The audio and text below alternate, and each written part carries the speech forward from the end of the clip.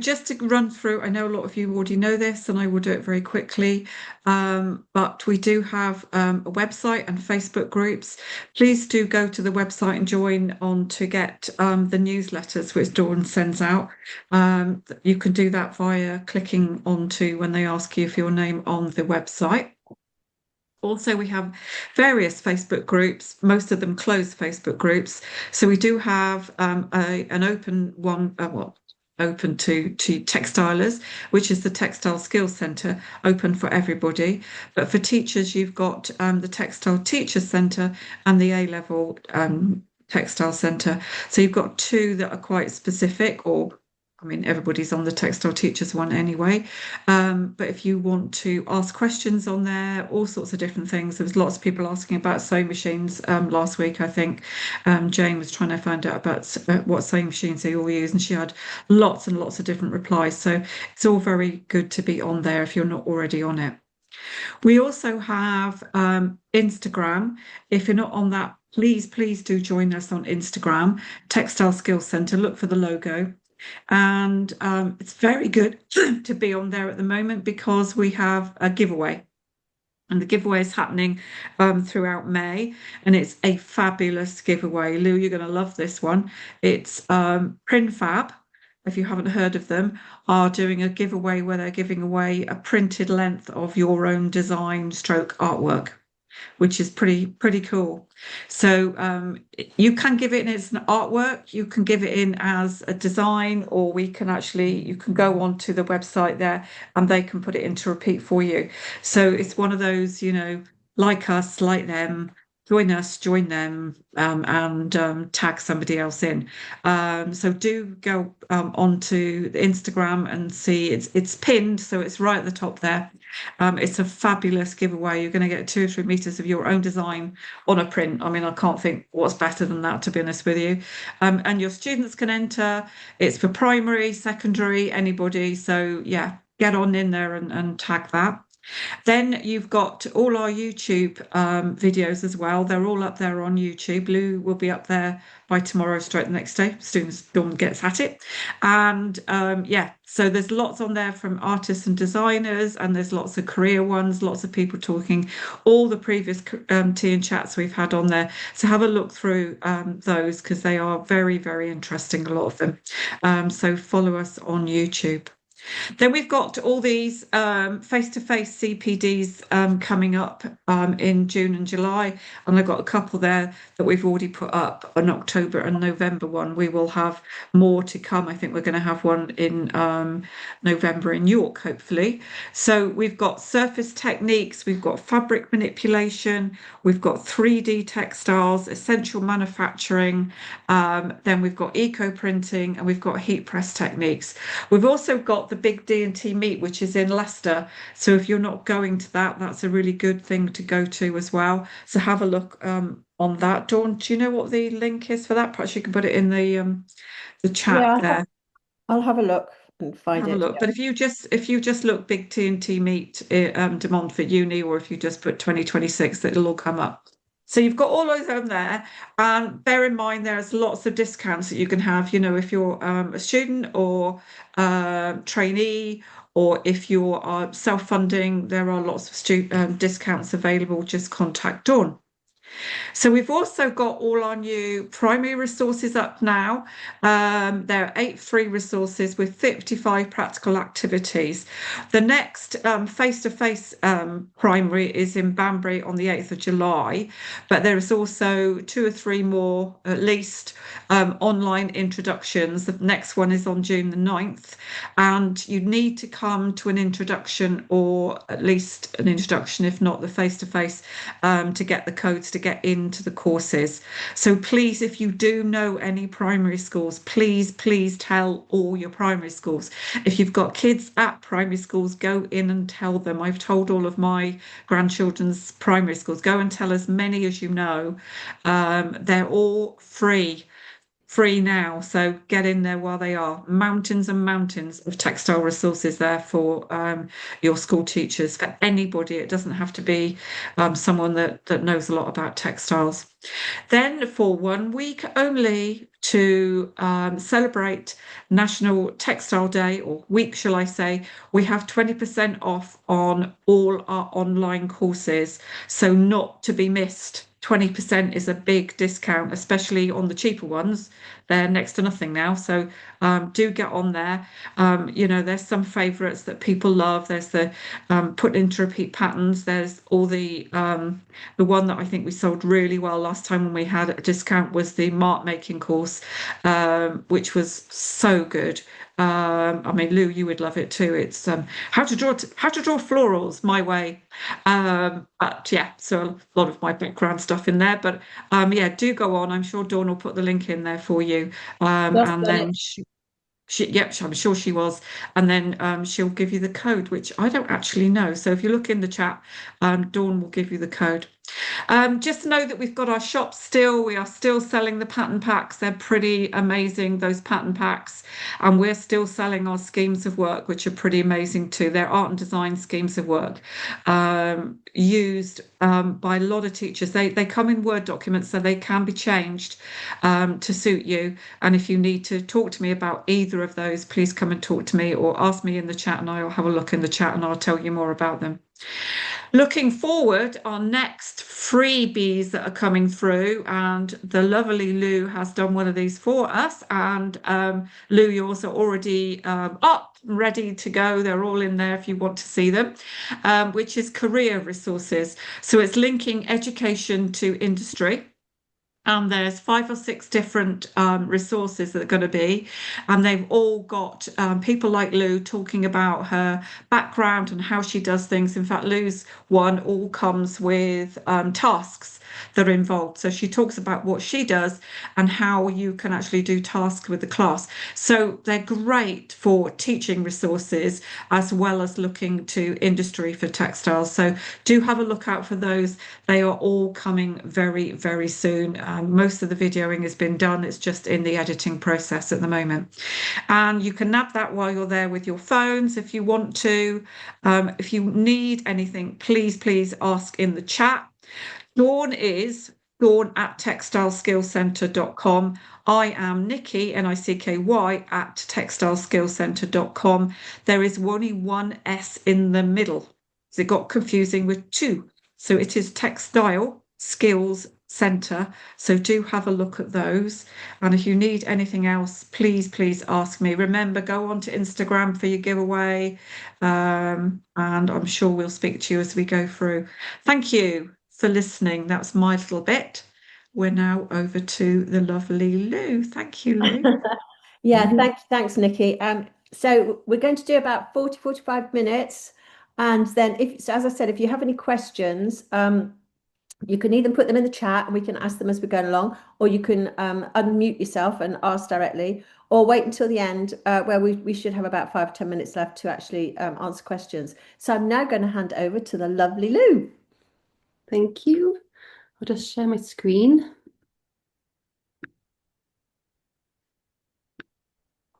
Can you see that okay? Yes. Great. Okay, so I'm Lou Harrison and I'm a freelance interior textile designer. I'm just going to tell you a little bit about me and what I do. So I graduated from Loughborough University with a printed textile degree in 2011. And then I went to New Designers with my final collection and had an interview with Harlequin while I was there. And then they offered me a placement. So I then went on to I ended up working with them for 8 years. So I stayed in Loughborough a lot longer than I thought I would. And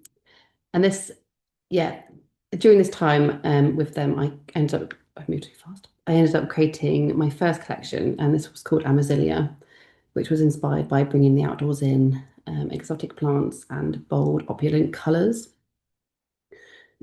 And whilst I was with them at Harlequin, whilst I was working there, I learned designing in repeat by hand. which has been a skill I've used since. And I'm so glad that I actually managed to learn that sort of by hand rather than on the CAD, because I feel like a lot of people are asking for that more now, especially with AI. And we also painted up everything by hand as well. So I learned lots of different paint techniques and skills for painting up designs. Another thing that was really valuable while I was there was learning all about wallpaper production and fabric and wallpaper proofing.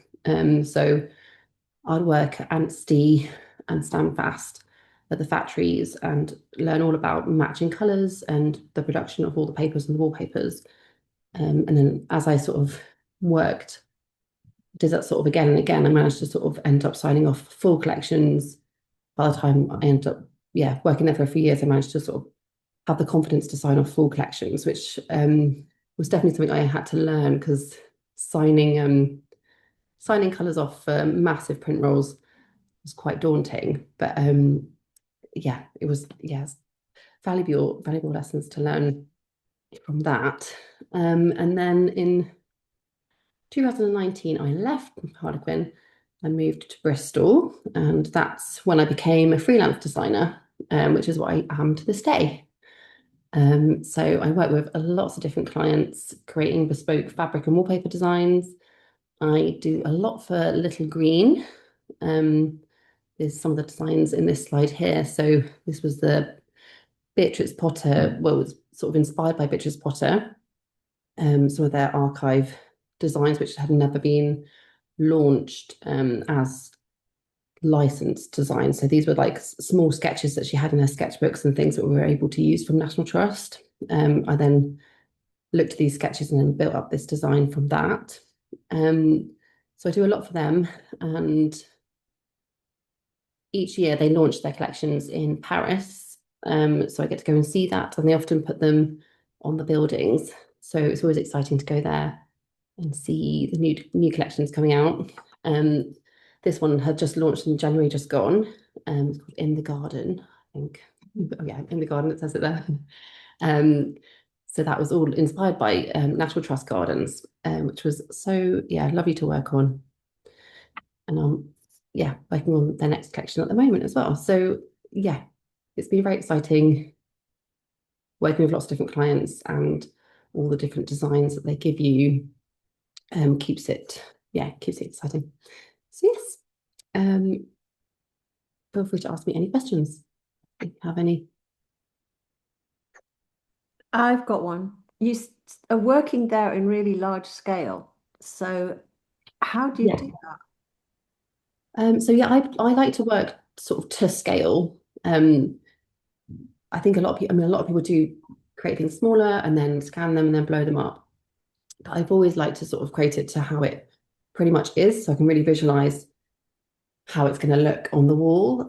So this one, I've just got really large rolls of paper.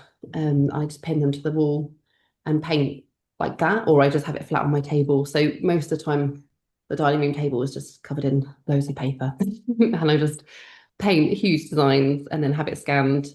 I've got somewhere that I scan in Bristol that do really large bed scanners, and then I just will end up working up the file for them, and then they print it as murals. So this one's a mural.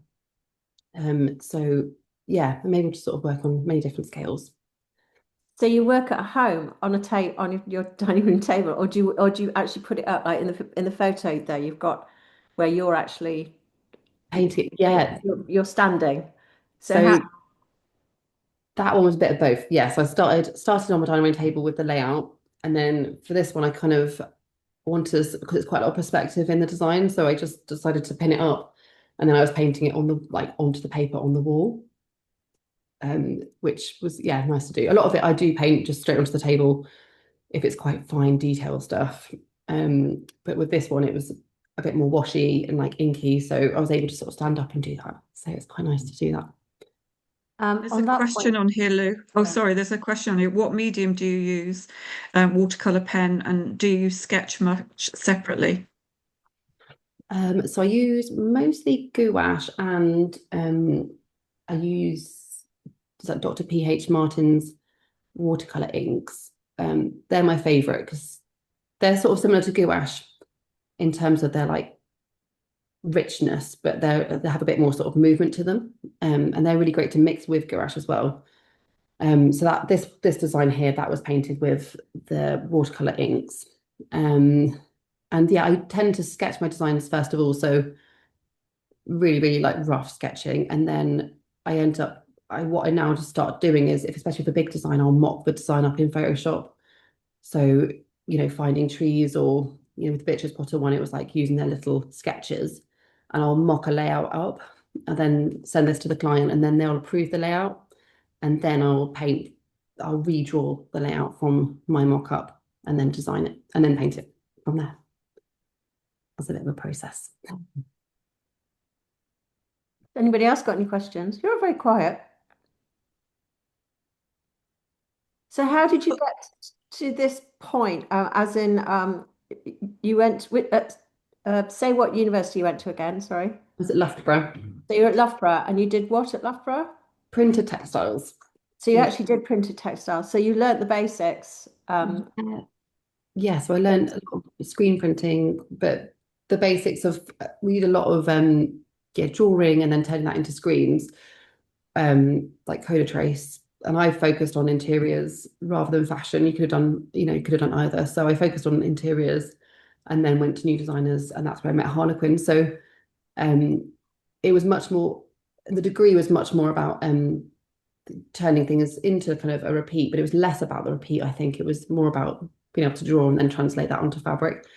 Whereas at Harlequin, I learned really to properly tell repeat, like half dot repeats, and a sort of a method to do it really well, I think. So yeah, so. There's another question on here, Lou. What's your research process? Do you do photographs? Do you draw yourself? Yeah, so research depending on the client and the brief, it would be a case of, yeah, if it was for the National Trust and like looking at their properties, like I might go to the National Trust properties, like look at the plants they have, the gardens and things like that, take photos. Also just, online Googling for photos and gathering resources that way. Just getting out there really and just sort of seeing things that inspire me. But a lot of clients seem to have like a brief or an idea to start with. So I'll be able to sort of take that idea and then just sort of research, use Pinterest, try and find different ways of magazines and different things that inspire me for that design, and then build it all together into a bit of a mood board. And then like present that to the client, like making sure that I'm on the right path kind of thing. And then I'll start the layout process after that.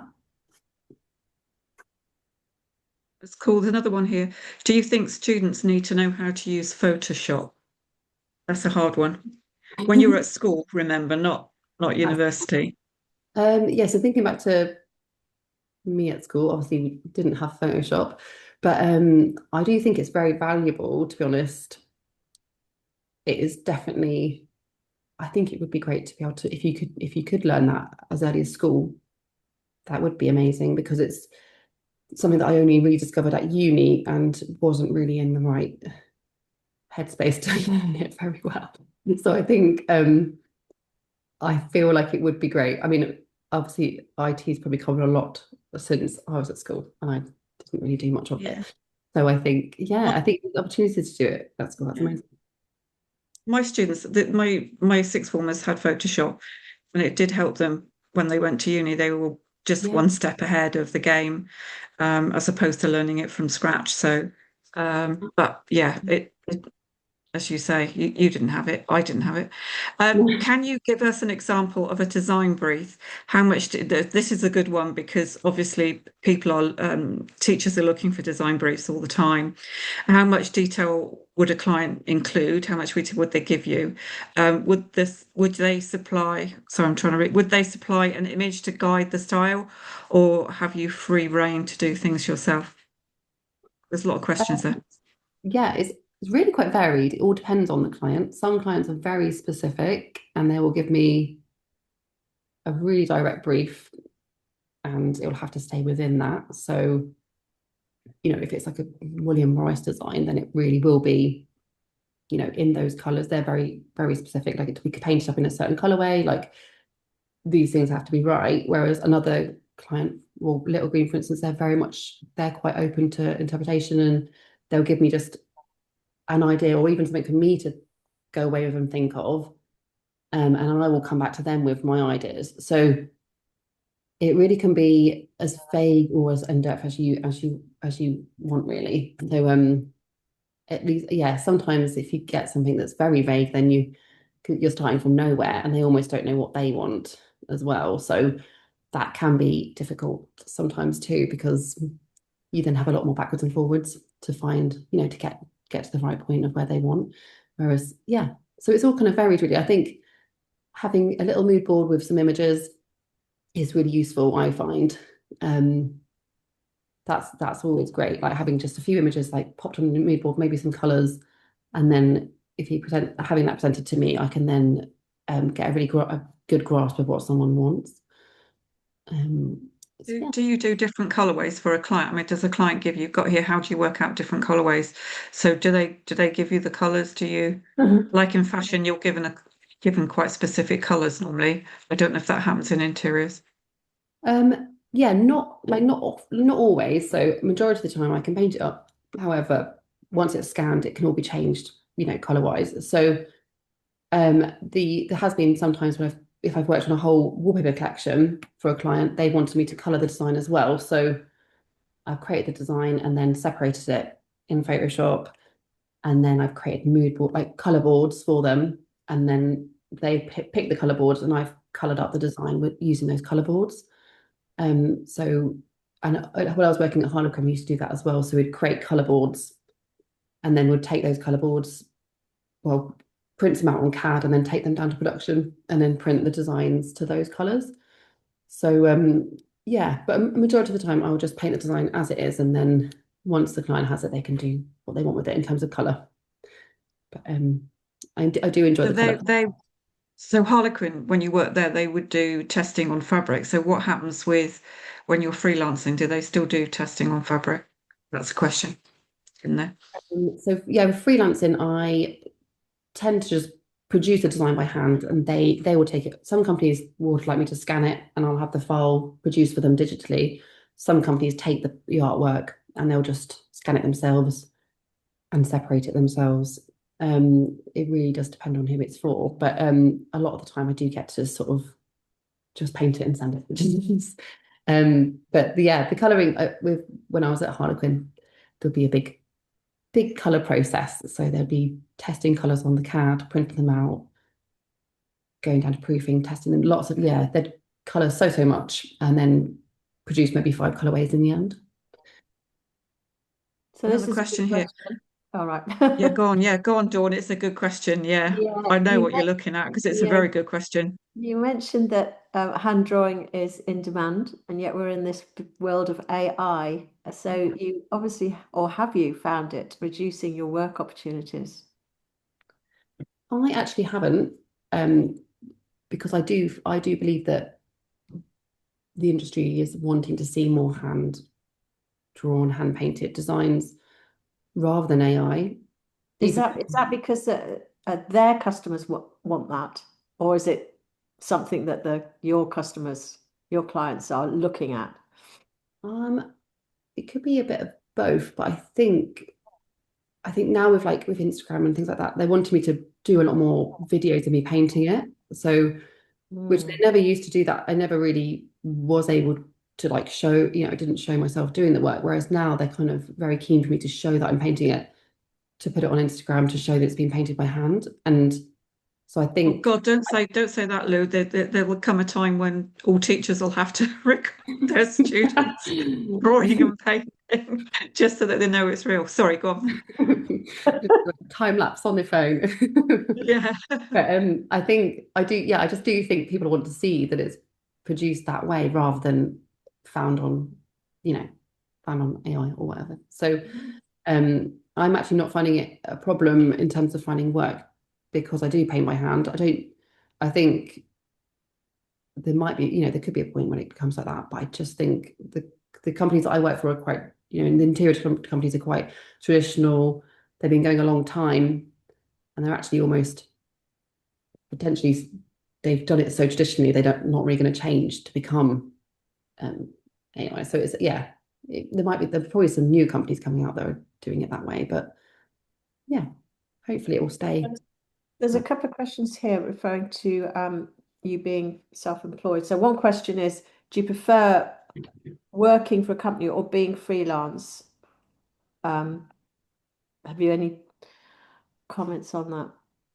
Yeah, I think I prefer, it's quite, yeah, it's there's pros and cons to both, I think, because working for Harlequin was amazing in terms of like the people I work with, and obviously, getting paid every month, steady sort of income.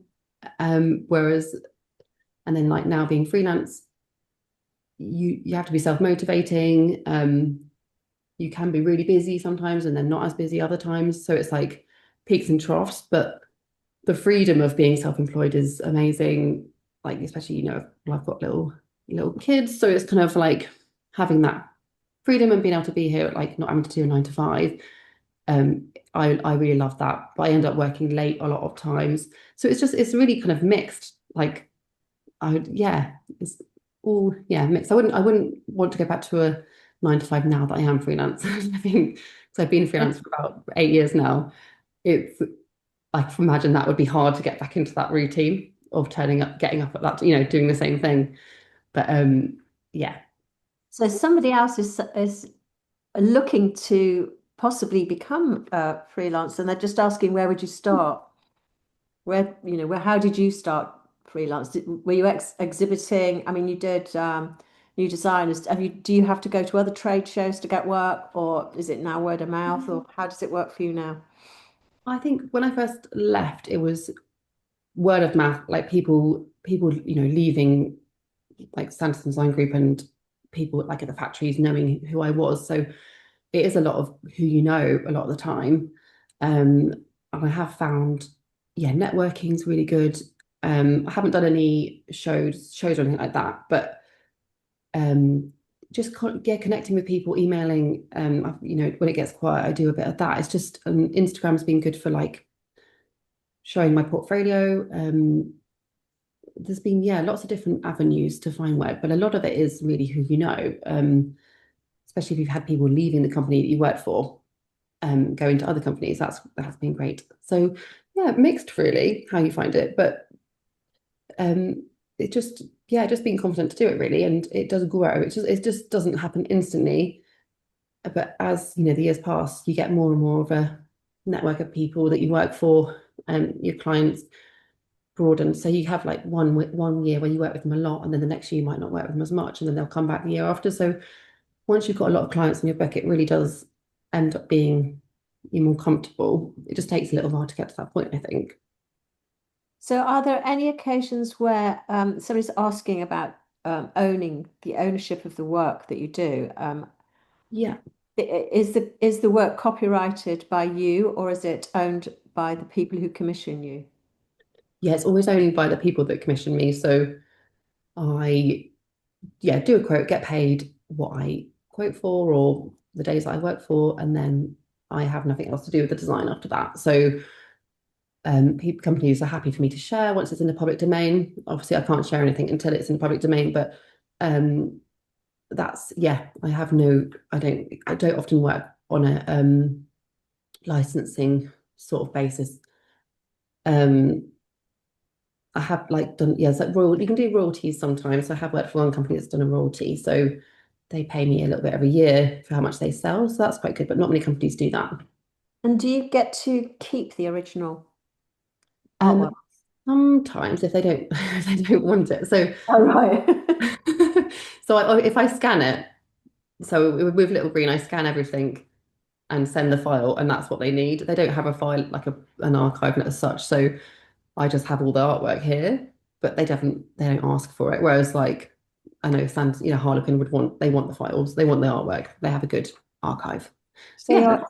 your house is full of all your artwork around your walls. It's actually just enrolls in the garage. but yeah, there'll be the house would be covered, I think, if it was all over the place. Sounds great to me. Are you gonna, shall I take over for a minute?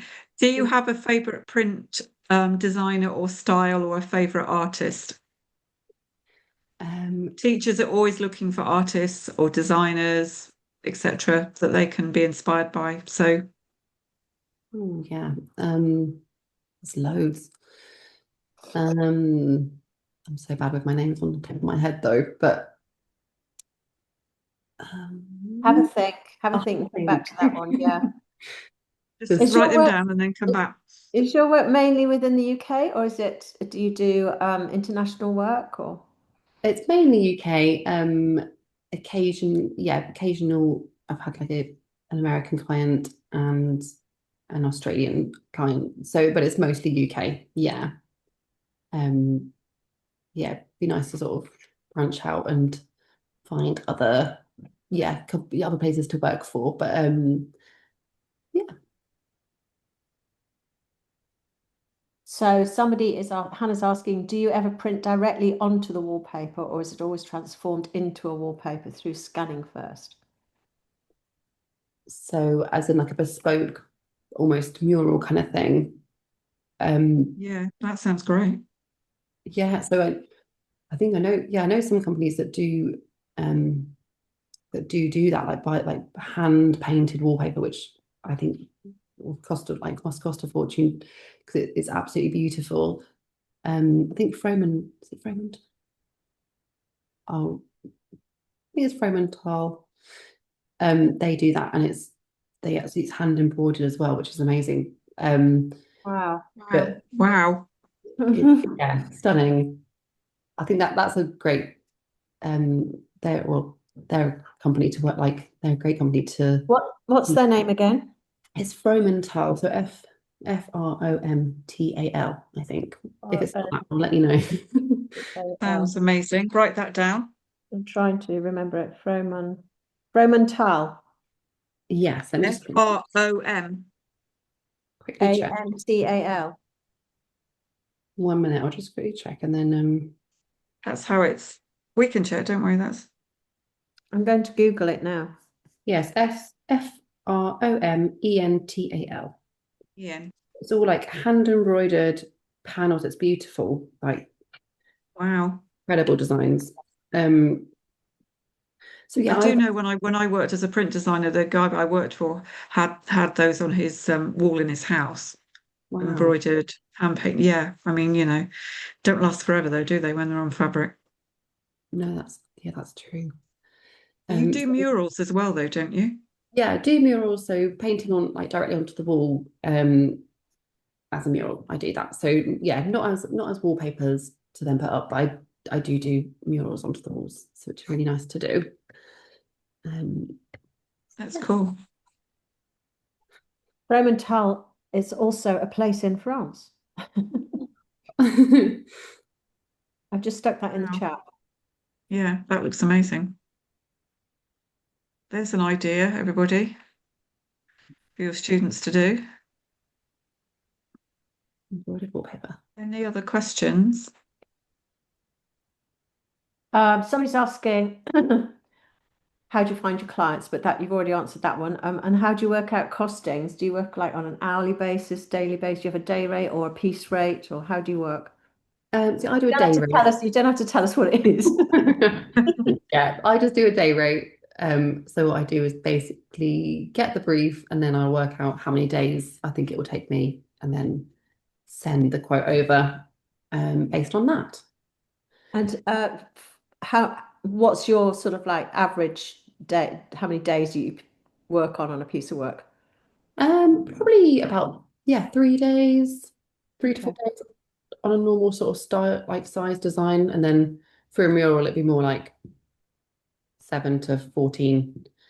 Um, by the time it's scanned and the file's all done and everything. So yeah, they're really varied in terms of the size of the design really and the complexity of the design.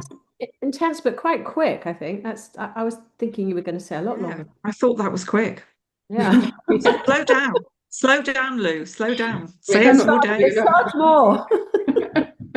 I know I do sometimes it's hard to know how fast you are, but I guess I'm fairly honest with my time. So I think certain paints are like with like watercolor, it's quicker. And then if you're doing like I'm doing like a chinoiserie kind of design with the real detail in the petals, that will take me like longer.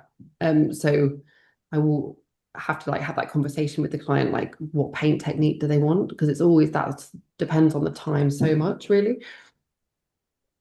Can I ask something that might help some of the teachers on here?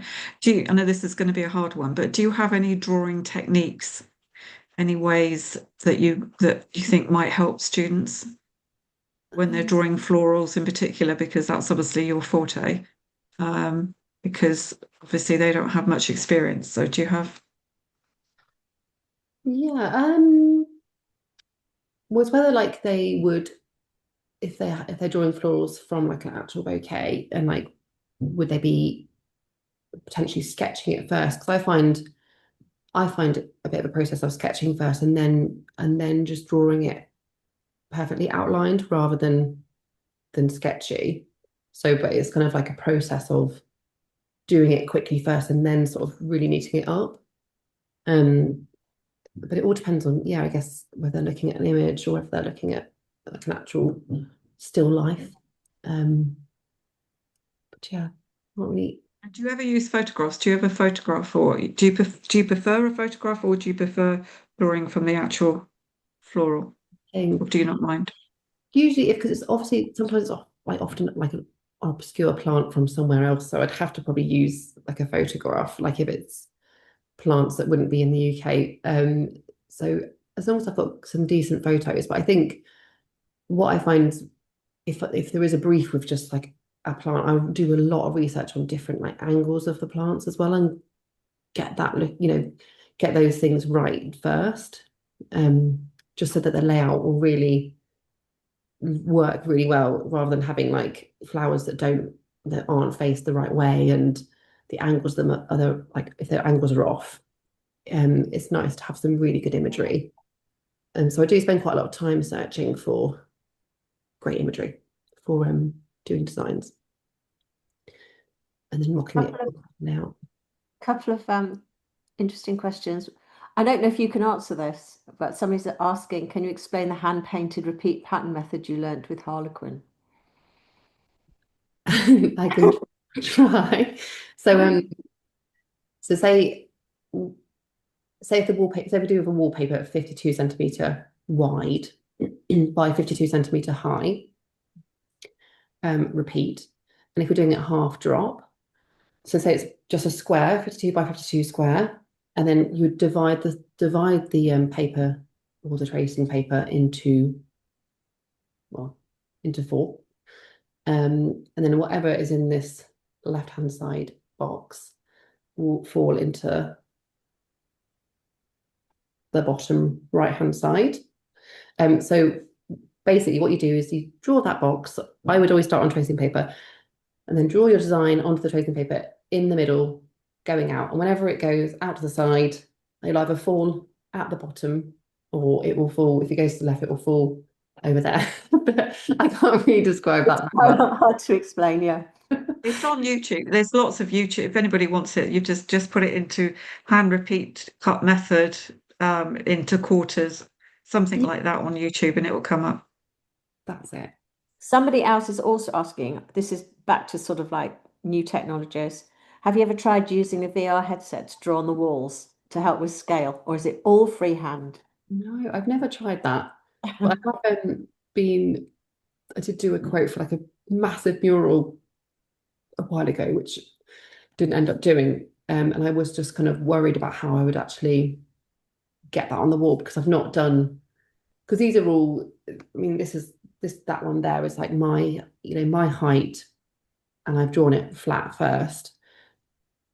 And I've done some murals where it's kind of like, normal room size, but this was, I think it was like 4 meters high or something. And it was just, Have to project it, wouldn't you? You'd have to trace it out and project it on. yeah, you can project it. And then there's also squiggle, it's called a squiggle method where you just draw squiggles on the wall. Yeah, yeah. And then you can, you have your iPad and then copy the squiggles onto your page. But I've not done it before, so I think if you practice doing that, I think it would be really good It enough. is it's a skill, isn't it? A real skill. I think it is 'cause it looks confusing, doesn't it? But There's that guy in Birmingham, I can't remember his name, who's done like Peaky Blinders and stuff like that, and they're amazing. But I think he uses that squiggle method. so yeah, it's incredible when they can do faces like that. I just find that Yeah, amazing. yeah. Yeah. So another one, how do you keep in touch with others in the industry? Is there a guild or a support body that you are a member of? Um, Or don't you?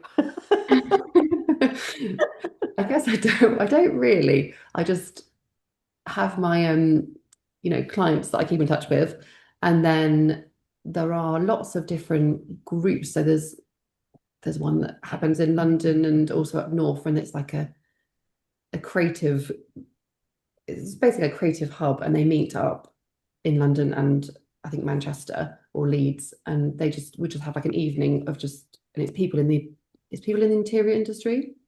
So that's been really nice to go to now and again. And then I do this other, it's more about business. Like, so I've joined on to like this, it's kind of like a course that basically keeps like accountability kind of course. And they're all, and I meet up with them and they're all different business owners, but it's when you're self-employed, it's nice to have like people like that around you. And they're all doing different things, which is quite nice because you get lots of different tips. So yeah, there's loads of different places, and I mean, I'm in Bristol, but there's lots of different creative hubs and freelance hubs and meetups and everything. To be honest, there's a lot you can do yeah, it's If plenty you want to. if you want to, yeah. So somebody's asking if you've got an Instagram and a website to share with. So we'll put that, or if Nikki can find it and stick your Yeah, I website. can put that. Great. See if there's any more questions. Are there any drawing techniques you would suggest I think we've maybe asked that question, students to look at for scaling things? Scaling things. This is just techniques. Yeah, I'm just trying to think because I think that's what I would do. I would use my computer for that really. So I would kind of, yes, I don't know, scale it up that way. But I don't. I'm trying to think how to scale it up from, and if you can have it scanned and then scale it, and then work from it bigger in that way, perhaps. Um, that could be an option. So yeah, I don't know if that's very useful.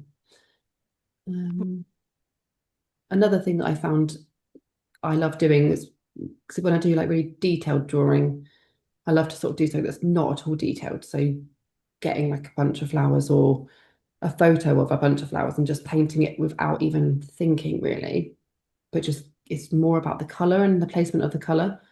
And I find those are actually the most enjoyable things I do. Just they can be done really quickly, and then you can like block out the background in a color. And I find they're just a really fun, like quick, like process to do if you're feeling a bit sort of like tight with what you're doing, or it's nice to do something quite like loose and just sort of, yeah, get some bold color.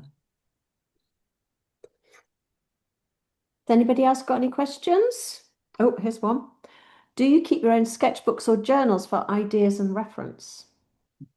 I have many notebooks, and I think I probably used to have sketchbooks when I was like at Harlequin. I think because now at the moment because I do client work, it's very much like do the design, send it off, do the design, send it off. Whereas my goal is to have my own collection really. So at that point, it will be more about the sketchbook, and I've sort of started working on that. And I think that feels much more personal, kind of like building up my own collection. Whereas the stuff I do for clients, it's all kind of um, just getting it right for them. Yeah. So I haven't got a sketchbook on the go for that sort of stuff. But I will be building on one when it comes to doing my own collection.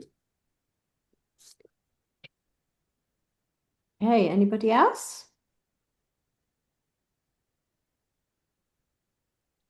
Oh, here's one. Who would your dream collaboration be with for your own collection? Ooh. Good one. Yes, I've always dreamt of having a collaboration with anyone. I mean, not anyone, but so it would be lovely to have a collaboration like with a textile company. Um, but there's many to be honest, like we even like Fromental, like just someone just that I really think highly of, like in terms of design, and there's so many different like amazing companies out there. So I know, like Hologan did one with Diane Hill, so she does like really chinoiserie kind of designs. That's really great to look out for that kind of chinoiserie inspired artwork. So that's if you maybe write down that Diane Hill. But I don't know to this, but I'd love to have a collaboration one day. Maybe one day. I'm sure you will.